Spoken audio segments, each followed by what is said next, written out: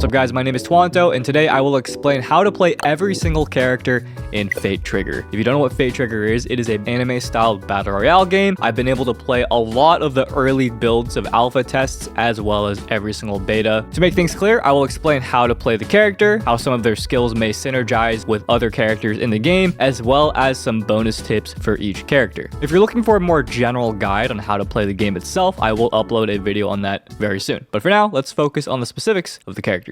I'm ready for action. The first character is Soarwynne. She's categorized as an assault character. With her skill, you're able to tap it for a quick jump in the air or charge it for an even greater height achieved or higher places to reach. It's great for repositioning in gunfights to reach spots where opponents might not be able to catch you in time.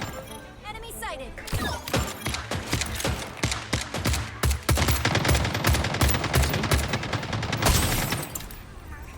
It currently has a cooldown of around 28 seconds, and unfortunately the cooldown does not change depending on how long you press it.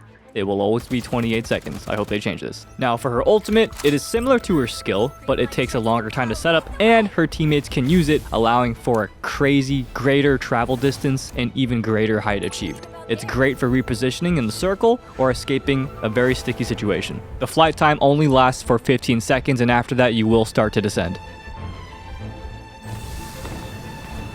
For her passive skill, if you look closely, whenever she lands from a fall, she has no end lag and can immediately act upon so.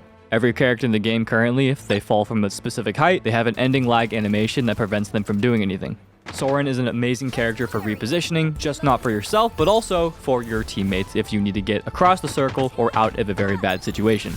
One bonus tip, normally when you're using your skill, going up and down, you are unable to use your weapon. However, if you are next to something you can mantle, if you press Q, go up, and quickly mantle something, it will still send you up as if your Q is still active and send you down, but this time, you can use your gun. When we lift our sails, a new star shines on the sea.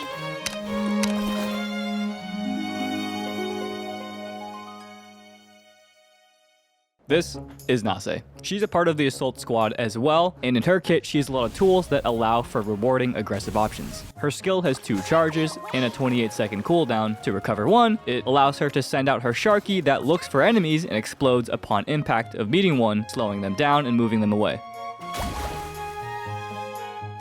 Her ultimate lasts for 15 seconds and allows her to have an extra life, giving her the option to be extremely aggressive, and in case she does reach 0 health, she has a window to actually regain her life right then and there within 4 seconds.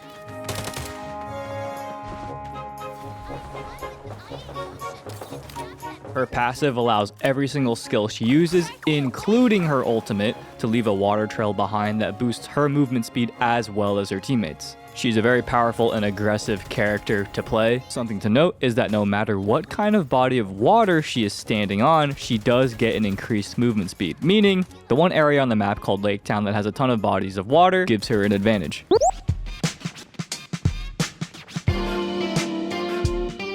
This is Eos. She's probably the most simple, aggressive character to learn in Fate Trigger. She is part of the assault squad, and a lot of her tools allow her to simply reward getting kills. Her skill has 2 charges, all with a 24-second cooldown, and allows her to dash in any direction she wants depending on the key she presses.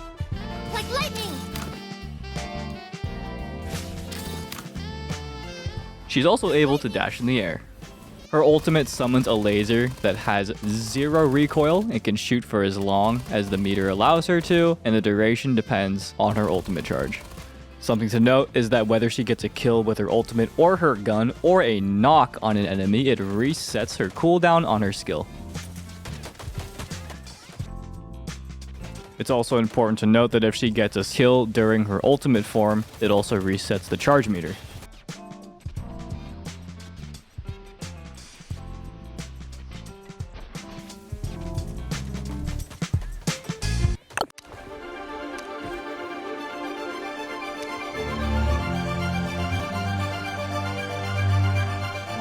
This is Ryoin, or Ryo for short. His skill allows him to have enhanced movement speed, especially while sprinting. His ultimate, lasting for 40 seconds, gives him everything his skill would normally do, but also turns his button that would be his skill into a super jump. It allows him to get to very high places and very far places fast to get jumps on your opponents and to surprise them.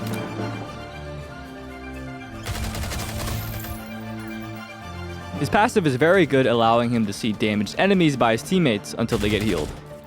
That yields is 1. You got it, right? I'm going back to get the finish on this guy. Did you get the yields? Yeah, Yos is down.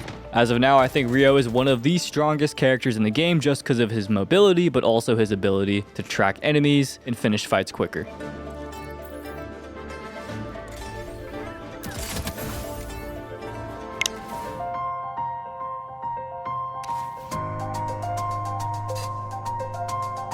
Xiva is one of the first characters added into the game that has a wall ability. Her firewalls can be placed and also rotated to act as a cover and also deal damage to enemies that happen to walk by it. She gets 2 charges, but it is important to note that it does have a little startup time. It does not spawn immediately. Her ultimate acts as a throwable, and wherever she throws it, it deals damage from above in a massive AoE. It's great for zoning players and making sure they aren't out in the open, or punishing players for being out in the open. Personally, I think her ultimate starts up a little bit slow and gives too much time for the enemy to dodge it, but it's still a great zoning tool out in the open.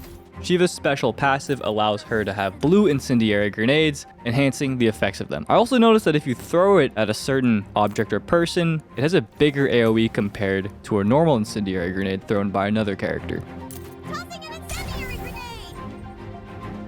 I do want to point out though that her walls are easily countered by any wall scan abilities, including Huxley's that we'll talk about later. There's also a gun upgrade that allows wall scanning upon near misses or hits. So just be very wary of that if you are playing Xiva.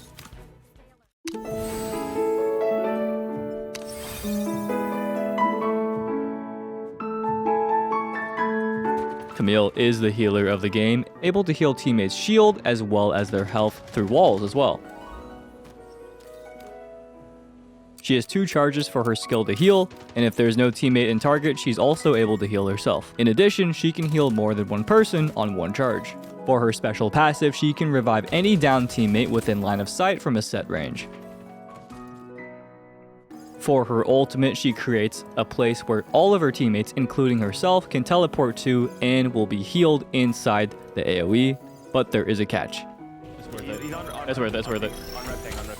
You have to be within 300 meters. Oh my god, that's perfect. That's 250, get in. Come here, baby. Yeah. The teleport has to be within 300 meters of a downed teammate or a live teammate to be able to teleport.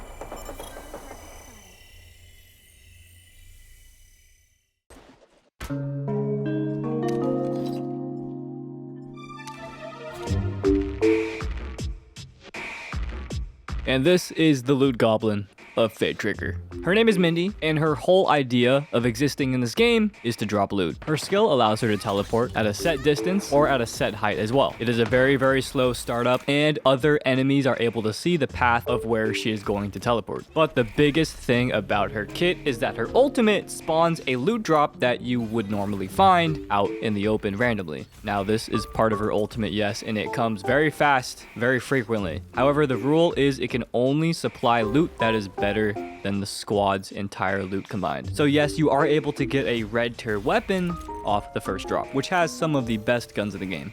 And when you think she couldn't get greedier, she's able to see any blue rarity item through a wall. And if she doesn't have any guns, she can also see guns through walls as well. As of right now, I kind of think Mindy is a bit of a niche character. Her teleport can be good, but it has a slow startup and enemies are able to see where she is going. I think they should allow teammates to have a window to be able to use her teleport as well. I think that would give her a lot more value, but as of right now, she's just a loot spawner. If they do what I recommend with the teleport, they should probably nerf the ultimate though.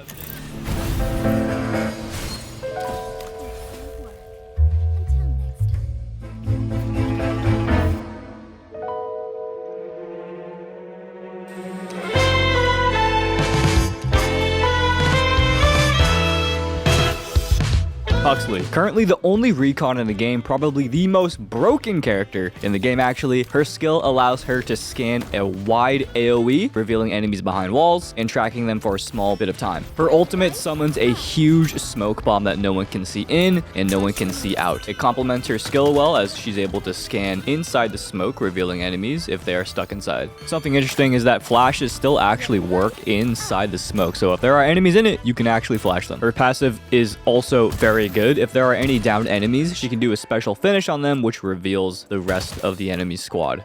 Overall, Huxley is probably a must-play in competitive settings. She is the most broken character in the game right now. I'm not sure if scans should exist in this game, but we'll see in the future.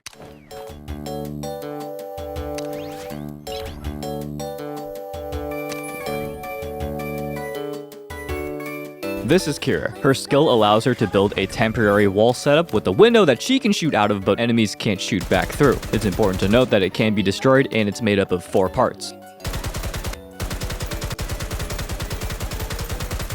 It is a 26-second cooldown, and she has 2 charges. Her skill is actually very valuable, especially if the circle is out in the open in endgame. It's also a great way to support teammates or create cover if you need to revive someone. Her ultimate is also very powerful too, creating a tower that she can jump up from the boosters at the very bottom.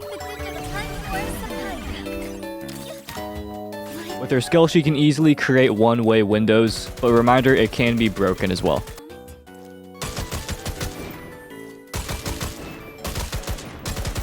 A little tip I have is that, yes, enemies can also use it too and get inside, but you are able to destroy it on command, so if you want to surprise someone who has stolen your tower, you can delete it in front of their eyes. Said they needed a hype man, so you're right.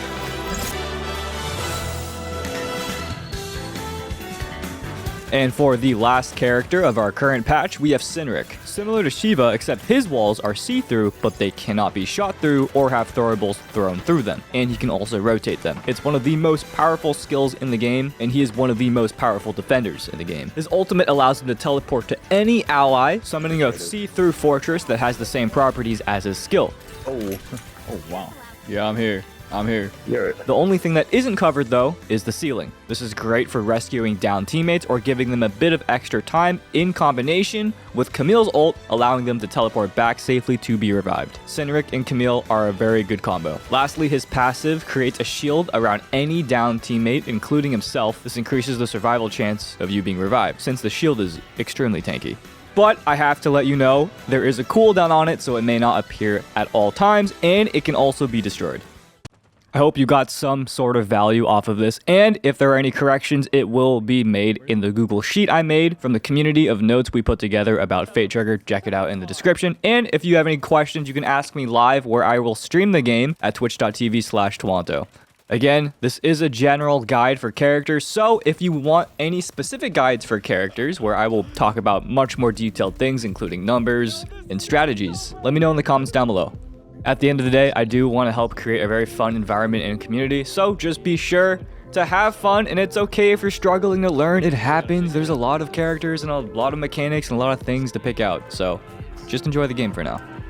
And I'll see you next time. She's armed, she's a shotgun!